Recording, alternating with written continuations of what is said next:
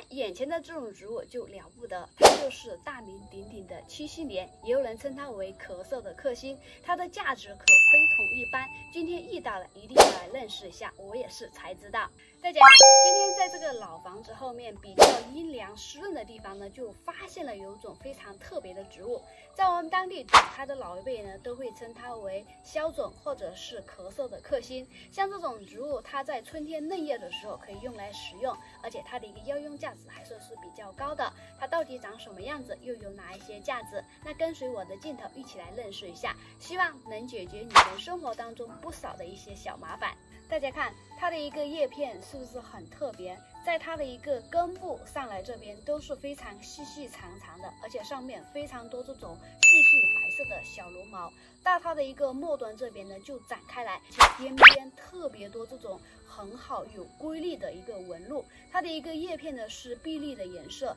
但是它还是有一点点细小的一个白色的绒毛。这种植物给我们看上去像不像吃饭的勺子？因此呢，它有一个名字，就叫它茶始皇。说到这里，我们当地老一辈的人呢，对它情有独钟，因为在他们那个年代，基本上经济条件比较差一点，在每年春天的时候，就是它还没有开花的时候，这个比较嫩的植株可以把它拿回去洗干净，然后的话呢，把它做成菜吃，或者是煲汤啊、凉拌都是可以的。也有人把它做成馅、做成包子，也是相当的不错，说明它的一个食用价值也是相当的高。我们现在所看的就是它的一个种子，像不像奔驰的一个标志？很有趣，它上面的一个种子非常的小，一粒一粒的，比我们的一个菜种子还要小。像它开花的时候呢，是那种淡黄色或者是淡紫色，因此有些人就会称它为曼金锦菜。因为你看，像它这里会攀爬过去，像不像这种带点金丝的？其实它真正的学名呢，就叫它七星莲，